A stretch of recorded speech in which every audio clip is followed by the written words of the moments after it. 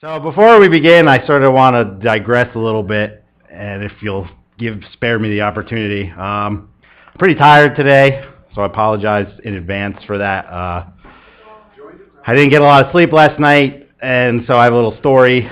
I played hockey last night, and driving home from hockey, I got pulled over. Yeah, John's not here. I wonder why.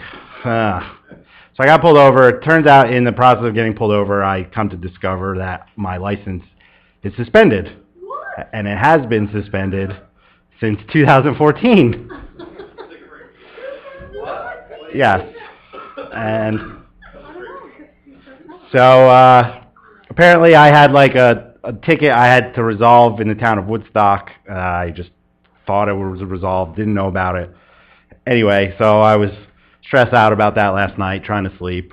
And anyway, so today I want to just thank my mom, because my mom actually basically took care of it. Basically just did everything for me, you know. So, I mean, I'll try to relate this somehow to the class. Like I said, this is digression, but I just wanted to say that I guess you're never too old to need your mom. And see Leslie if you get a ticket. And yeah, see, no, I don't burden her with that. But yeah. So I wanted to thank my mom for that, and then also explain why I'm so tired. How can I relate this to what I'm saying? So again, this isn't really like any kind of argument for God, but it's just like, people on the other side of the fence like to say that, everything that goes on is just physical processes in our brain, chemicals, the things we feel, the emotions we have. They can describe it all as like neurons firing, all this stuff, and that the love of my mother is just a chemical process in my brain. But yet somehow that misses the point. That still doesn't do anything for the experience I have, that experience I had with my mom today. That, describing the scientific process of it still misses something. It misses some point of that. C.S. Lewis, in his book, The Abolition of Man, the first chapter is called Men Without Chests. Basically what he means is he talks about these two guys wrote this book, and they're describing that feeling of awe you get when you see a beautiful waterfall, and this feeling of sublimity. And they basically say oh, well, you don't actually have a feeling of sublimity. There's nothing sublime about the waterfall. It's just you see the waterfall is big, you're small in comparison, and then these chemical processes happen, inside you that make you feel like you're this waterfall is sublime, but that doesn't actually happen. And then C.S. Lewis says, he was we know mathematics are true, and then that, so we know our brains are real because we see these mathematical processes, but yet they tell us our emotions are false. So then we have no hearts. So that's what he means by men without chests.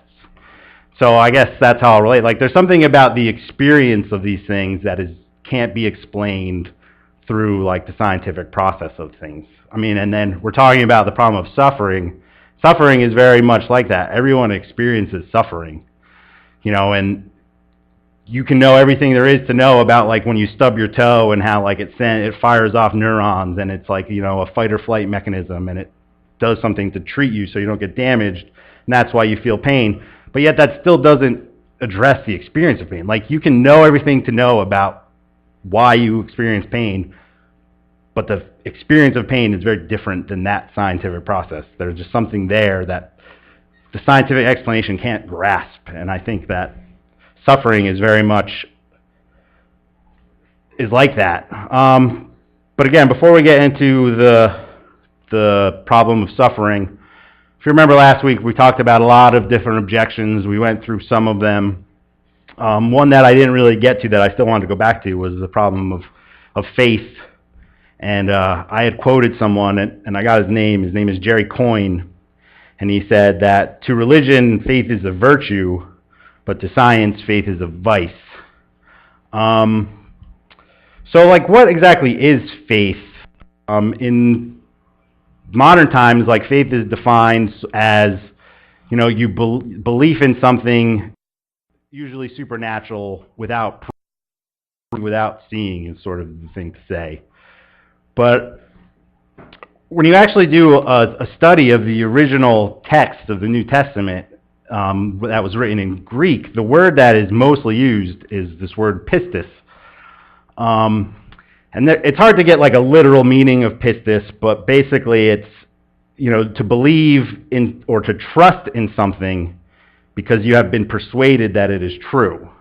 It's not necessarily like blind belief, and it's very much in the New Testament. Paul, when he talks about faith, he's talking about trust, and it's like that trust is earned. Like you trust in these things because like you see the truth of them. You've been persuaded of the truth of them. It's not just so much, oh, I believe in this blindly. The definition has sort of switched in our lexicon, and it was sort of in the Middle Ages and in the rise of the Catholic Church.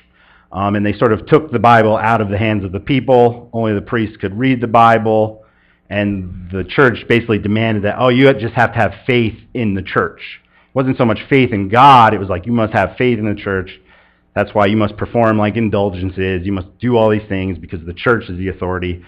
We'll tell you what the Bible says. Have faith in us. So again, the church was the one demanding to have blind faith. It wasn't the original intent of the authors of the New Testament. So again, that's sort of one problem, that faith has been misinterpreted. But also, like when Jerry Coyne says that science faith is a vice, like this, I also reject. I don't think this is true. I think faith is very integral to science in many different ways. First of all, you have to have faith in your senses. I mean, we observe the natural world. Scientists study the natural world. They use their senses. So you have to have faith that your actual senses are revealing to you the truth of what you're seeing, what you're hearing, what you're studying. You have faith in the devices that you use, like all these like electromagnets, telescopes, any device that studies, that we get the scientific knowledge from. You have faith that is actually relaying the information to you properly. So you have faith in the people that maybe built it, faith in the inventors of it. The other big thing in science is that you have this faith of consensus, I like to call it. That you have this history of scientific discovery, whether it be from Newton to other scientists, to, drawing a blank, Einstein. So every new scientist, like Jerry Coyne, who is a scientist, when he disparages faith like this, like he still builds his scientific knowledge on the faith of the discoveries of this other guy. Like, based on his statement, he would then have to go and rediscover all these scientific laws on his own. But he doesn't. He has faith in what has been discovered and studied before him. You have faith in the physical laws. He has faith in the law of gravity, that it's going to do what it says. So again, to disparage faith like that is just a misunderstanding of faith. And then I also think that whatever your belief is, whether it be atheistic, pantheistic, theistic, science can't go back and observe the beginning of the universe. So whether you believe that it was a naturally occurring thing or that you believe that it was created, like both of those beliefs are based on a type of faith. You have to have faith in something.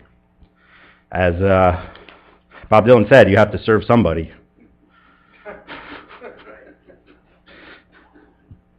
So again, there was a lot of objections, and we didn't get to a lot of them. Maybe in the future we'll even do a whole nother class about objections to belief. Some of them you can go really in depth on. So again, let's get into the problem of suffering. I don't know if you can bring up the argument. But before I sort of dive right in, most of this class, the beginning half of this class is I was presenting arguments for the existence of God. These are positive arguments. They weren't defensive, they were sort of offensive arguments, they're called. And so the atheists, the responses are just coming from an atheist. The burden of proof was on me, or the burden of proof is on the theist when you're presenting an argument.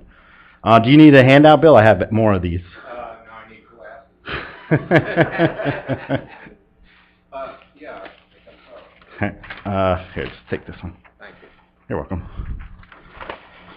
So the question, like, sort of had been asked is that, like I said, the atheist can sort of sit back and sort of try to poke holes in your argument, and the burden of proof was on the theist. So the question sort of is, like, from the other side, what sort of arguments are there from atheism, if any? Like, do they have any arguments for their belief? But before we get into this, let me I haven't really sort of ever defined atheism. I haven't really talked about it. So atheism, traditionally, it comes from the Greek, just the alpha, the A, which is a negative, and the word theos, which is God. And it literally translates no God or without God. That's like the literal Greek translation of atheism. Now, in the early 1900s, when the atheism sort of became on the rise, the traditional atheists, they ascribed to this. They said that there is no God. They have the belief that God does not exist. Now, there was a very simple response to this, and the problem with this belief is that it's what's called an absolute negation, like an absolute negative. Like, it was impossible to prove that God does not exist. Now, I don't say that as a defense. It's like, oh, because atheism is impossible to prove, then therefore you should be a theist. That's not. I'm just saying, internally in atheism, you have to resolve this question. That to prove that God exists, you must have knowledge that God would possess. You must be all-knowing to prove that the all-knowing does not exist. Bertrand Russell, who I've talked about before, he recognized this, and he actually became an agnostic. An agnostic, also from the Greek, comes from the negative, and then gnosis, which is knowledge, which basically means no knowledge. But, I mean, so there's different forms of agnostics. There's, like, Russell was sort of like a dishonest agnostic. He wasn't truly really questioning, like, does God really exist? He just basically used it to avoid the problem of absolute negation. He basically just says, oh, well, we can never know. So again, there's basically hardcore agnosticism, which just says that it's impossible to know if God does or does not exist. So it's basically like you absolutely know that you don't know.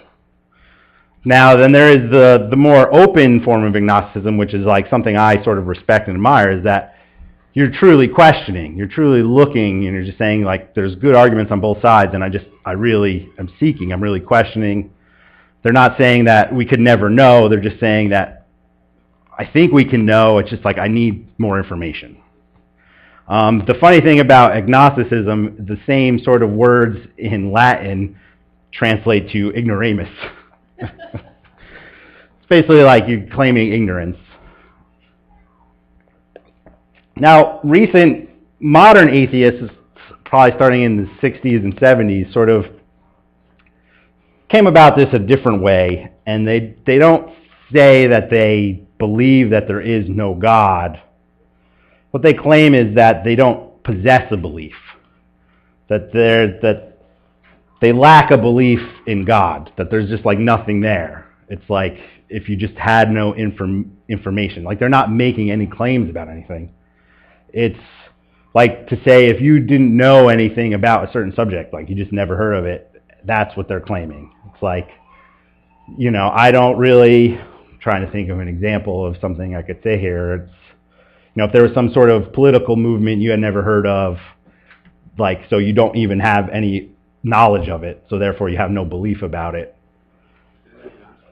No, it's just saying that it's not that they don't know, it's just that they lack any belief. That it's sort of hard to wrap your head around. It's that they don't have to disprove God because they don't have a belief in any kind of belief. They're saying that they don't believe there is no God. It's not a belief. It's just, there's nothing. It's like they say it's like a starting point. Like, there is no God. So, like, you know, you can't have, like I said, you can't have a belief in nothing, so they say they lack a belief. Tommy has a question? Is that kind of like, could you equate that to, like, there could be a planet that exists like 300 million light years away, but because I don't know it exists, I have no ability to either believe it or not believe that it's there? Like, that... Kind of like that. Sort of. I mean, yeah, I mean... So like in other words, like, because they don't, like, there's But no... no, they would say it's not that there's a planet that you don't have any knowledge of. It's just like there's nothing. So how Right, can there's you have no a way, belief in nothing? like, there's no way for me to believe it or not believe it. But to even come to that conclusion, would you have to acknowledge then that there are people that do believe in God, which would cause you to come to that conclusion, which would then cause you to actually have a belief, but you're just saying that you don't have a belief? Sort of, yeah. I mean, I'm going to get to that. Okay. The reason they do this is because it's sort of like a trick. It's just like a little debate trick. It's a way to like sort of get out of the issue. It's sort of been a backlash in the academic world of philosophy that's saying like this is sort of intellectually weak, and they're saying that's fine. Like it's fine. Like you can say like that's fine, but that doesn't work as soon as someone asks you the question. So it's like, as a philosopher, if I ask you the question, like, do you believe that God exists? Therefore, if you make a statement about it, then you suddenly then have that belief. You know, if you're somebody on an island who's never heard or thought about it, then that's fine. But then as soon as someone asks you the question, the belief enters into your mind. So the reason they do this is because they say, and you'll hear this a lot when you read, it's that they don't have any burden of proof. They don't have to prove anything. That the burden of proof is always on the theist. So that's sort of where we're at with atheism. So with that being said, here's an argument that is an atheistic argument. This is a offensive atheistic argument. So the difference here is, in the previous arguments, the burden of proof was on me. In this argument, the burden of proof is on the atheist. So when I make objections to this argument, I don't have to prove my objections. I just have to object to the plausibility of the argument. So the way you object to this argument isn't necessarily, I'm not saying some of these things are true that I'm saying they poke holes in this argument. You know, it's an easier position to be in when you're not defending an argument, when you're attacking an argument.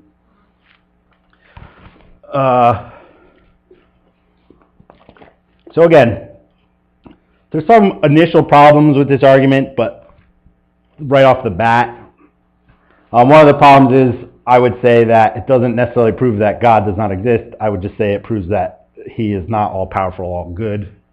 So you could even replace the therefore. This argument is only sort of attacking a specific type of God. I would say mostly the monotheistic Western Christian Orthodox God. This wouldn't necessarily disprove a different type of God if you were to use this argument, you know, God of Hinduism, a pantheistic God. Or even, I've mentioned a little bit intelligent design, but we didn't really talk about it. Like, intelligent design doesn't claim to be like the typical Christian God. Intelligent design sort of can fall back on deism, which this wouldn't work against. It's just, intelligent design claims that there's just an intelligent designer behind the universe. They don't say anything about, like, if he's a moral God, or if he's an all-powerful God, if he's a loving God. So again, this argument is specifically sort of against Christianity and, you know, Islam, Judaism. So again, the problem with this, another issue with this argument, and also just the problem of suffering in general, is it's a problem for every worldview. It's not just Christianity. Whatever you believe, whatever your worldview you're coming from, you have to answer the question of suffering, because everyone suffers. Suffering is in the world. So the atheist also must have an answer to this question, like, how do you answer suffering? I mean, and I think I talked about it a little bit, but it's just like meaningless. It's just what it is. I call this the problem of suffering too, because it's traditionally used to be called the problem of evil. And I've labeled it suffering to sort of give them a leg up, because the problem of evil, if you call it the problem of evil, we can go back to the moral argument we talked about, and that when someone claims they don't believe in God because of all the suffering in the world, you can then ask them, well, what's wrong with suffering? And if they make a moral claim, you can then go to the moral argument. That it's like, if suffering is bad, how do you differentiate between bad and good? Like, you need some type of moral lawgiver to determine what's bad and good. And if the moral lawgiver is just us men, then who has the authority to say that you think that type of suffering is bad, but someone else doesn't, which is the right one? So then you really need to get to a God to have a moral authority. So it's basically you're using God to disprove God. So again, when this becomes a moral issue, which it often does in discussions, you'll hear like people say suffering is just morally wrong. That then you can go back to the moral argument. So we'll call it the problem of suffering. So with that being said, then this becomes what is called an internal problem. The atheist can then say, okay, so then we have to assume God, we'll assume Christianity, okay, so then this becomes a problem. They'll say it's an internal contradiction in Christianity. Like, Christians claim to believe in an all-loving, all-powerful God, but yet there's suffering in the world. So when we answer this problem, we can answer it internally. We can use Christian doctrines to answer this problem since they're asking it to you internally. And then if they then try to take you out of it, you can say, no, this is an internal problem. So again, we're going to go into what's called, there's three versions of this. The argument's the same, but there's this three versions: the logical version, the probabilistic version, and the emotional problem. We're going to start with what's called the logical version. So what it says is, if you look at premise 1 and 4, if God exists, he is all-powerful and all good, suffering exists, they claim that that's a contradiction, and then that God's existence is impossible because of the suffering in the world. So I wrote out why it's a contradiction in 2 and 3. Like, if God is all-powerful, he can create any world that he wants.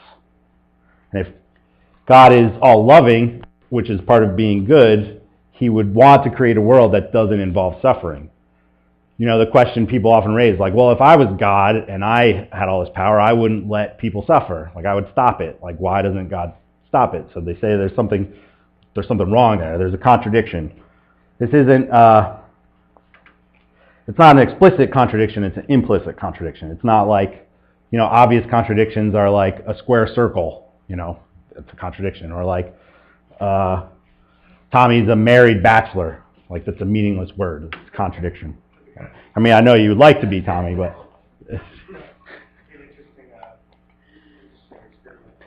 So again, and I agree, like this, you know, this is a contradiction, but then are the claims true? That's sort of the question. Now, does anybody have, not comments, but does anybody have questions about the argument? Grab the mic, Tommy first, and then hand it back to Mark. I'm just confused why C.S. Lewis, why his name is up there. He didn't develop the argument, did he? But he has a book, The Problem of Pain. He talked about this issue a lot. Oh, okay. These are the names up there are guys who have talked about the subject. That's all. They're not necessarily developed the argument. Okay. No. The weakness of that argument, to me, would be 3. Okay, before we attack, though, any questions about it? Well, that would be my question. You know, is I just mean, do you understand the argument, like as it's laid out? I understand. Yeah, I'm not saying you have to agree with it, Oh, just do you understand it? To talk about that. Yeah, I'm going to talk about it. I just want to know if there's any questions of understanding about the argument.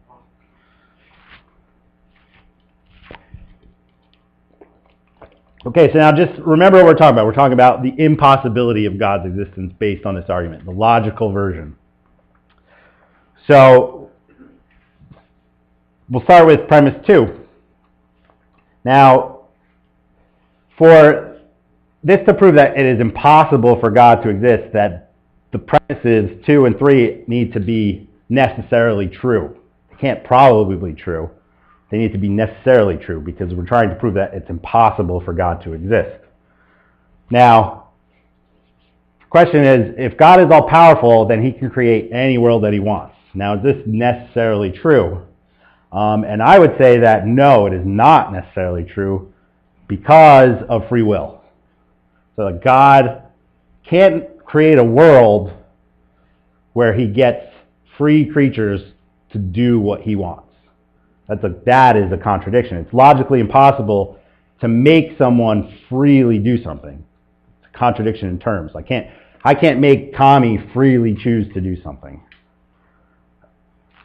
Like I said, God, and we talked previously, like God can't make logically impossible things that violate, like you can say like he's all powerful, but that's like meaningless. Like God can't create a square circle, like because it's a meaningless thing. In the same way, God can't make free creatures do something freely.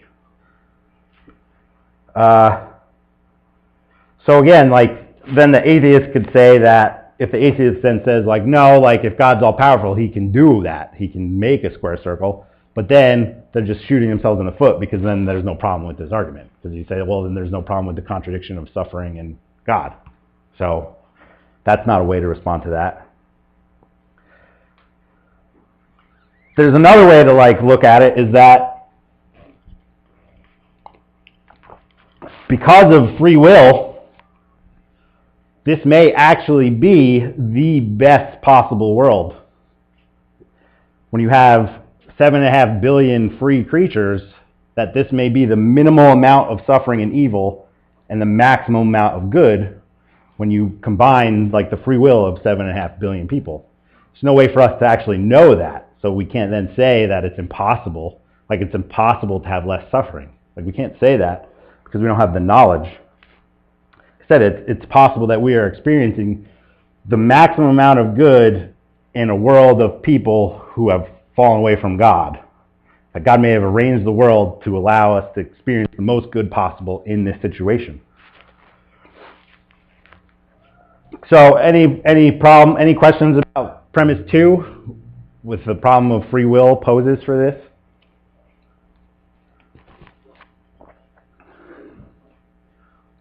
Questions or comments about premise 2?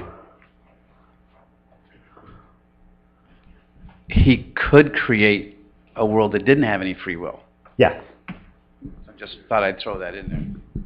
Yeah, I mean, If you're going to have free will, that's what he did. But you could have created a world full of robots. or rabbits, Rabbits. you know, animals, you know. That may be the case in rap.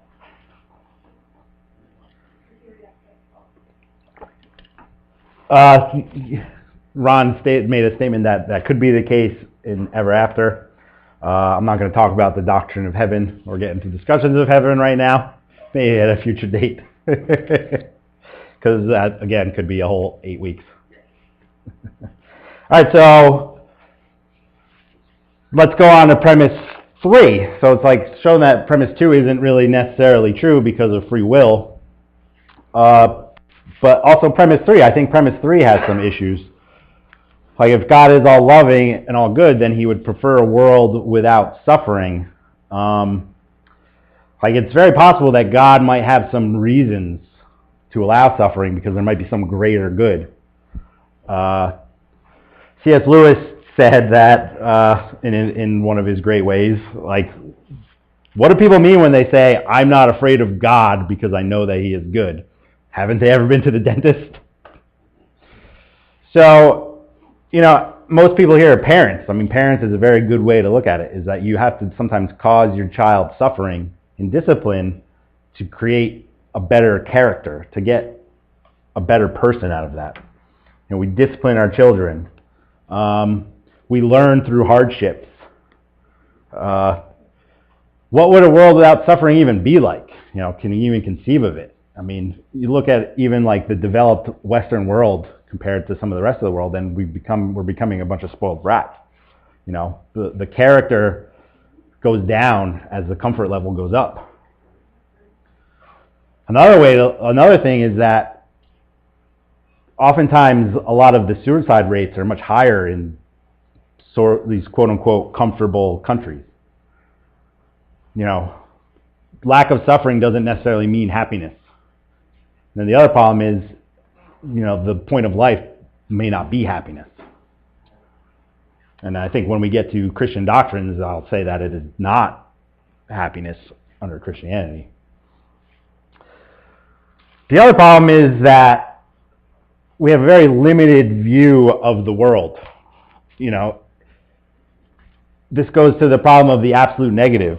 It's that because of our limited knowledge of both time, space, our place in the world, that we can't necessarily say that a certain instance of suffering is bad in the whole scheme of everything that's happened. And you can think of time travel movies that sort of think about this. It's like, oh, it would be great to go back in time and like stop Hitler, and then all of a sudden something even worse than Hitler happens because we stopped Hitler. You know, it's impossible to know what is good in the long run and what is bad in the long run with our limited knowledge.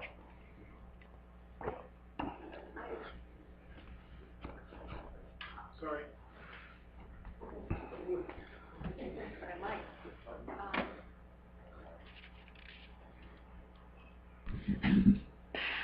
Think about Habakkuk. I think it's the book of Habakkuk, where they suffered. They went through a lot of misery, and the more they prayed, the worse it got.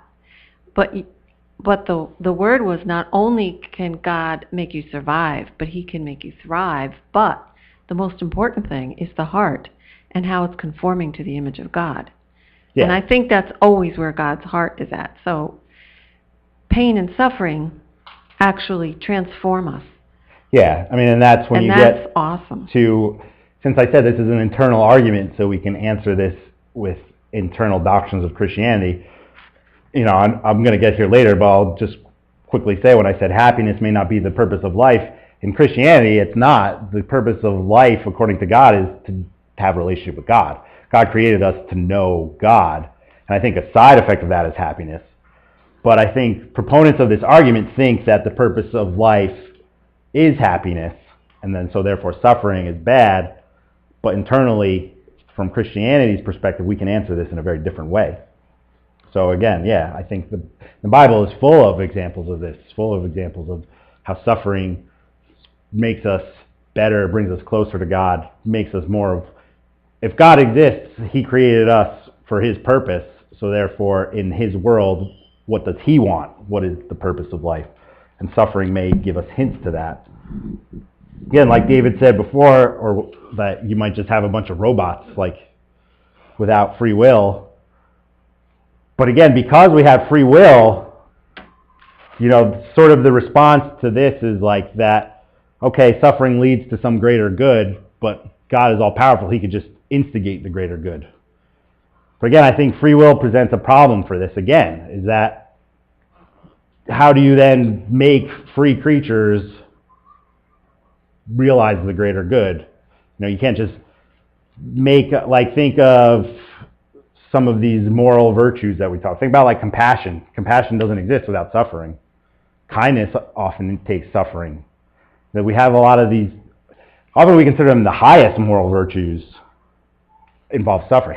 Heroism, saving someone's life, these things that we think are the greatest moral goods happen because of suffering. Suffering is a way that God can create more mature moral beings. It's like we grow in our maturity because of suffering. I mean, even in Hebrews, it talks about how Christ was perfected through His suffering. And that, you know, Adam and Eve, going back to the story of Adam and Eve weren't created like perfect. They were created innocent. They weren't perfect moral beings. You know, they were like children. Children aren't perfect moral beings. You know, to sort of come to an understanding, come to a deeper understanding of good and evil, it's like you have to experience it. You have to experience the bad side of it. So again, these greater goods come from suffering, and we don't really know the full picture. You know, like I said, I talked about movie. There's I'm trying to remember. There's this movie, as much as I don't love Gwyneth Paltrow, there was this movie called Sliding Doors maybe 10 years ago. In the movie, she like goes through this, she goes into a subway, and then the movie like splits, and it visualizes two lives. In one life, she doesn't make it through the subway door, and another life she does. And it goes down these two storylines, and it just shows like that one little thing affected her life in totally different ways. And in one, she's like becomes very successful, very happy, but she actually dies, a tragic accident. And in the other life, it's a very hard life, but she actually becomes more fulfilled in that hard life. And that just shows how just this one little thing changed her whole life. And then as the movie ends, it backs out even further, and then it has this little girl playing, and the little girl makes her miss the train, but then imagines another scenario where the girl is not playing because of something that happened earlier in the day in that little girl's life. This in science is what's called chaos theory. I mean, chaos, and when I use the word chaos theory, they don't mean like, oh, it's chaotic, nothing has a cause. No, it's very causal. It's just saying that the system is so complex that it's impossible to predict and it's impossible to know, like, the outcomes. And then human lives, like, the smallest thing can change your life, like, in such big ways. They say, like, we don't even know, like, a butterfly in a tree in Africa could affect something, like, on the other side of the world when you see out all the consequences. That's why when you see these hard, like these, again, time travel movies, where it's like, oh, you stepped on a butterfly and you changed the whole course of the earth, like, so to say that we can know with certainty that suffering, like, all suffering is bad, is like, we don't have the knowledge to know that. Let's see, I talked about that. Okay, so one response atheists often have to this is that most of this is based on free will. Like I said, if God created a world without free will, it would be like a world of rabbits, a world of robots. He could also create a world without suffering too, or minimize the suffering, but it could have been a world with like 3 people. You can imagine, like, if there was only 3 people, suffering could be very minimized. But again, that avoids the greater good of more people experiencing God's love is overall better than 3 people experiencing God's love. Again, I don't necessarily, like I said, I'm not saying I necessarily believe these things are true, but I'm saying they work as objections to this argument,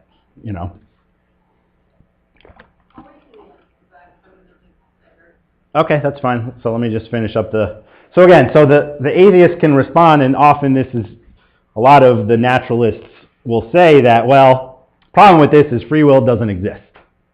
Like, the free will is an illusion, that our choices are basically caused by the arrangement of our atoms in our brain, chemical processes, the matter in the universe, that at any given time, because of the way the physical universe is made up, that's a choice you're going to make every single time. Like, you don't actually have a choice. That is just an illusion. That to them, there is no such thing as the mind, it's just the brain. The will is just chemical processes going on in the brain. You don't actually have a will, it's just the side effect of these chemical processes. You don't have a mind, you just have a brain. That all these things are just byproducts of biology. It's just the way your biology works. You do certain things, you're forced by your biology, and you just think you're making a choice. It's pretty sad. The problem with this is that this is circular. They're saying you have no free will because the world is only physical. Like, you have no free will because God does not exist. However, this is an argument to disprove God. So you can't assume that God doesn't exist to then disprove God doesn't exist. You have to come up with some other argument against free will. Like, they would have to prove that free will is impossible, but not prove it assuming that God doesn't exist. Because again, they're presenting an argument for God's non-existing. Like, so they could say, oh, here's my argument for God doesn't exist, and then therefore you have no free will because God does not exist. They can't do it the other way around. So hand raised somewhere? Anything else? So yeah, that's what's called the logical version, that it is impossible for God to exist and the suffering in the world to exist. It's actually not a version that is widely accepted today. It's, as I sort of illustrated, you just have to present free will and you sort of poke a big hole in it. That they can't really prove that these two things are, logically impossible. So the next version is what's called the probabilistic version, which is the more common version. it's much easier to defend because it's not making as strong a claim. It's just saying it's not a new argument. It's just saying that because of the suffering in the world, it's, more probable that God doesn't exist. Like, based on the amount of suffering, it's God probably doesn't exist. They're not making a strong claim.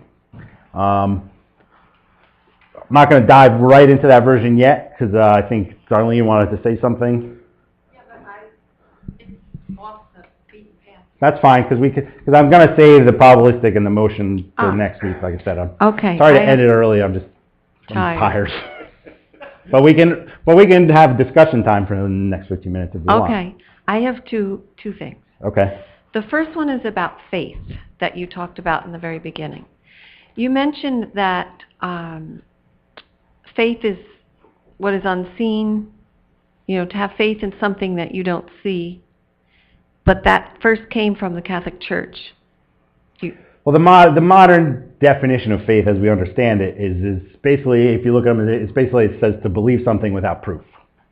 That's okay. But you said that it started with the Catholic Church saying that you have to have faith in the Church. Yes. Just blindly have faith in the blind Church. faith in the Church. But isn't it in Scripture that faith is the substance of things hoped for and whatever unseen? Yes, but the word that Paul mostly used in the New Testament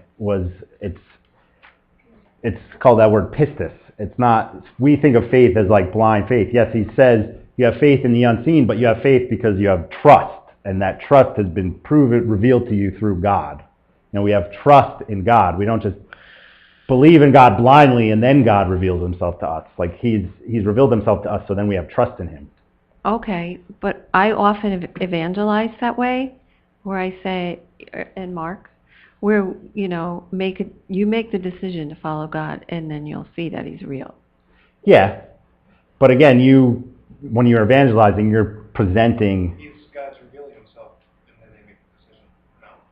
Well, that's what he's saying. God reveals himself, and then you make a decision to follow him. Either way. It can go either way. I mean, Okay. I wasn't necessarily talking about evangelism. I'm talking about, I think our understanding of this word faith has Okay. been sort of slightly misunderstood. I understand. It's not necessarily like blind faith. Blind, when I say unseen, the Bible talks about unseen a lot too, and I do agree with that. It's like we don't believe because we see.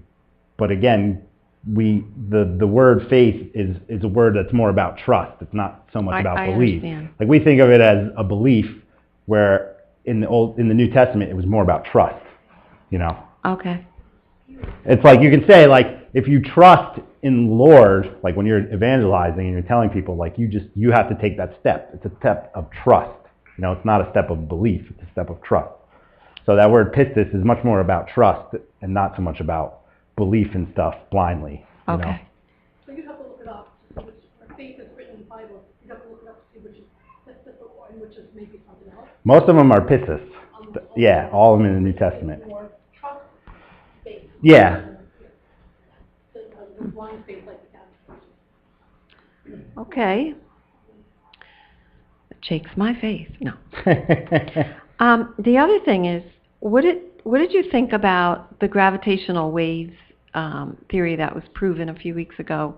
Have you heard of? Yeah, heard of that? I know what you're talking about. Yeah, it's big, and it mentions there's something about time travel in there, and then I think about when God says that we're already seated with Him in heavenly places, and I just think it's like so cool, and to me it just even more proves of God's ability to be the beginning and the end, and to be floating through time. I don't know. It's just it was exciting to me, and I wanted to know what you thought. It was because you remember back when I talked about it, I explained gravity, and you imagine a piece of fabric, and it's more of like if you imagine a piece of fabric and you put like a ball in it, and the ball causes disruption, and then if you have other balls, they're going to sort of move, and that's what space is. And that this what they discovered actually sort of proved that these waves are like waves in that fabric. Like if you imagine two balls and a piece of fabric slowly going towards each other, and they hit, and then it sort of makes ripples in that fabric. And that it's more proved that Einstein's theory of relativity, which again goes to the beginning of the universe. Like people who don't like Einstein because they don't like that he showed there was a beginning to the universe, to have a beginning. She talked a little bit about time travel. I mean, I could digress on time. I don't believe that time travel can happen. No, it can't unless you get to those two, black hole itself, I think. But the thing is, it's about where God is. God is in. I mean, he's everywhere. It just shows, like when he says we're already seated with him in heavenly places, it's like, wow. You know what I mean? It's like, wow, this is amazing stuff.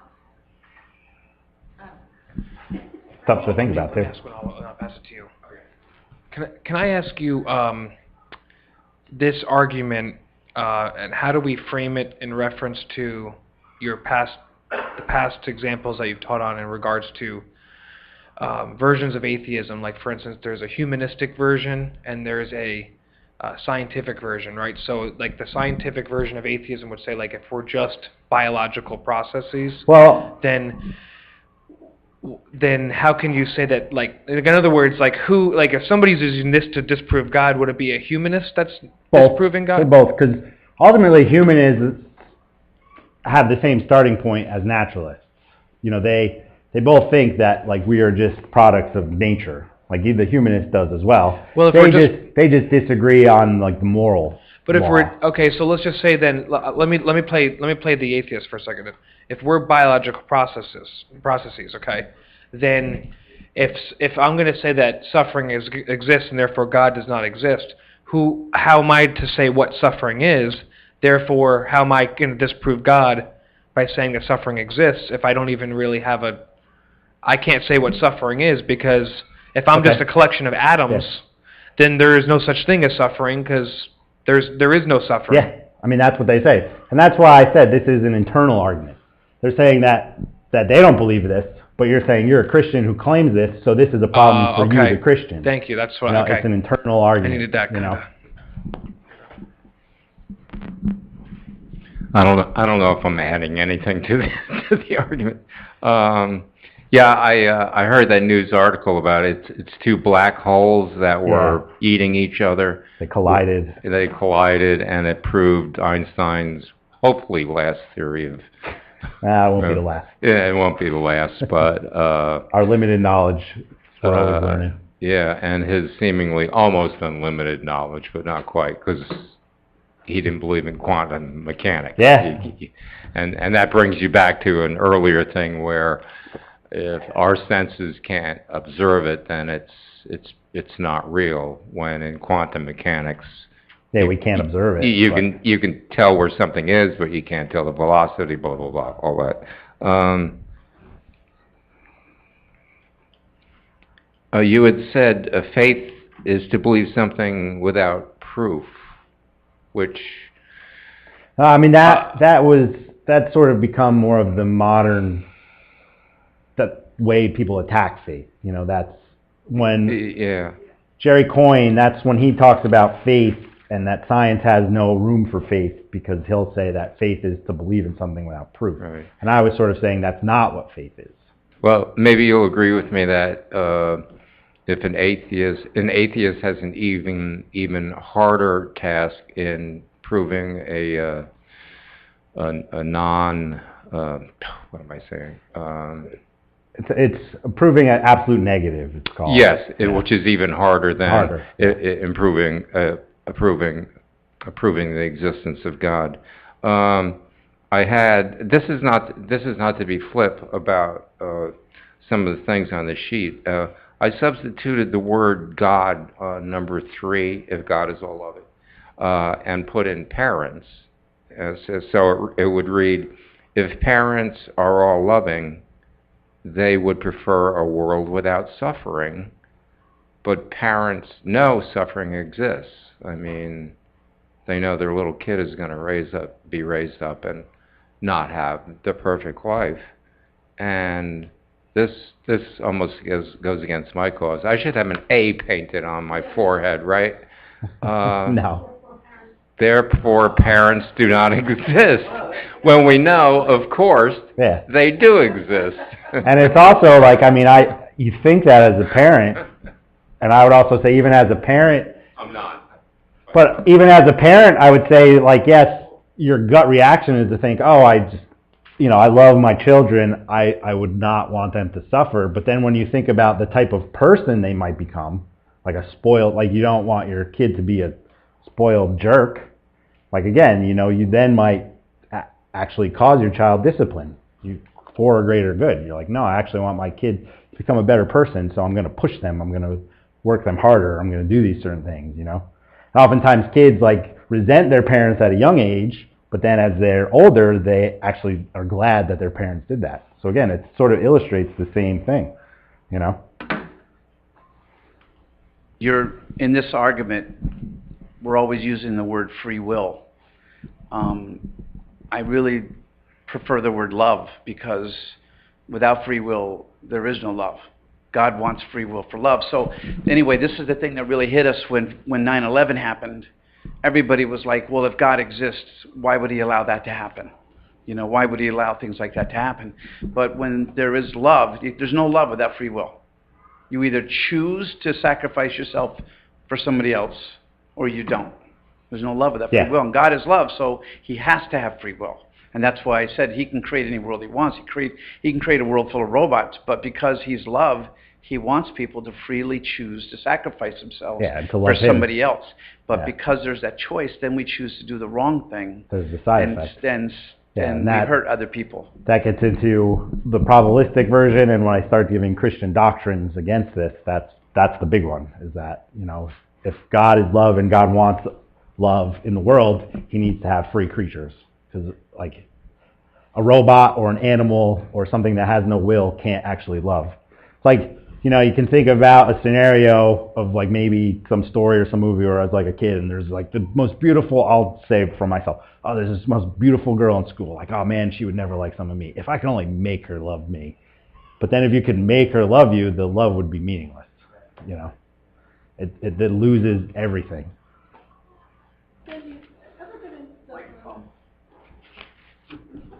One of the arguments, we're looking at, but sometimes it's not their argument actually against God so much as it is embracing the Bible. Like, some people can actually believe that there could actually be some creator that might have either just left us here or but it's actually embracing what comes afterwards sometimes that's really the bigger problem for some people. I mean, do you notice that? Yeah, I mean, like I said, and that goes back sort of to, this is a good, when I talked about a lot of the other religions last week, and it's all about works, and it's about works, and the big difference in Christianity is, like, it's not about works, it's about grace. It's not what we did, it's what God did. God did it for us. And the other side of that is, like, I don't then want to dismiss morality, because one of the biggest problems, and again, when I had quoted Gandhi, is like, I love your Christ, but I hate your Christians. So what living a moral life does is it's an example. God can use our integrity to reveal himself to someone else. Like, it behooves us as Christians to be good examples, to live that moral life, to live with integrity, to live with honesty, to not be hypocrites, because then that gives a person a reason to not then believe in what maybe the truth of what we're saying is. They look at the surface, and then therefore they don't go deeper. I think that goes to sort of what you're saying, like, oh, well, I don't care about, oh yeah, God might exist, but I see what all these Christians do, so I don't really want to get to know, Christianity. I don't want to know the Christian God. Which is, again, why I sort of started to compare it to the other religions. It's like, well, yes, if you do sort of believe in spirituality of some sort, well, then let's start comparing. Like, because truth is important in anything. Like, even spiritual truth is important. So let's compare these things. And again, that was only one class last week. We could do a class on comparative religion, And again, maybe next fall, maybe we'll start another class about one of these other topics. There's a lot of things we can do. Before I end, what I wanted to say, and sort of Bill made me think of when he said, it's that it's so much harder, I think, and like you rightly said, is that the atheist has a much bigger burden of proof on their hands. But oftentimes you'll hear, and I watch debates, actual official debates, I read it, the big response of most of the atheists is that they don't have the burden of proof. And their response will be, there's just not enough evidence. There's no evidence that God exists. God doesn't exist because there's no evidence, no evidence, no evidence, no evidence. But yeah, I've given those first three arguments. And then that's what happens in these debates too, is that, you'll have these theist philosophers then present, oh, okay, you say there's no evidence. Well, here's some evidence. Here's this argument. Here's this argument. These are evidences for God's existence. And then oftentimes the atheists will just ignore it. And you can't let them get away with that. They can't, you say here's evidence. Again, a lot of times, especially currently, I talked about what a word I called scientism. It's almost like making science a religion or science a belief system. They make these claims about science that aren't scientific claims. It's like, all truth can only be discovered through science. Well, that statement isn't a scientific statement. You can't test that statement. That's a philosophy statement. I've quoted this guy. He says he's an atheist, but I think he's more of an agnostic. Michael Roos. He actually had an article in the New York Times this year that was pretty cool. He's an evolutionary biologist, philosopher. He's not like a scientist, but he's a philosopher of evolutionary biology. And he says he's an atheist, and I have a lot of respect for him because he claims that you can't argue against theism through science. You have to argue against it with philosophy. He's like, science says nothing about theism. He's like, these are philosophical discussions. So he criticizes people like Dawkins and Harris who rely on these scientific arguments, and you're saying this isn't in the realm of science. He says they're abusing science when they do this. So it's all in there. One final comment. A very wise man once said that pain leads to anger, anger leads to hate, and hate leads to suffering. So I just want to put that out there. Yeah, one more. I know you're tired, but I'm not. I think that's get turned on again.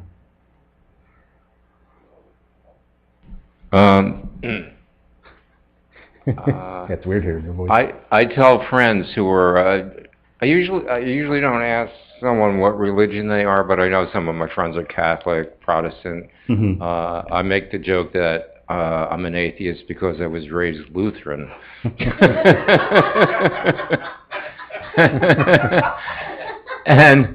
And now I say to friends, I cannot believe that some of my best friends are born-again Christians, and I actually go to some of their services and I go to these lectures because it amazes even me.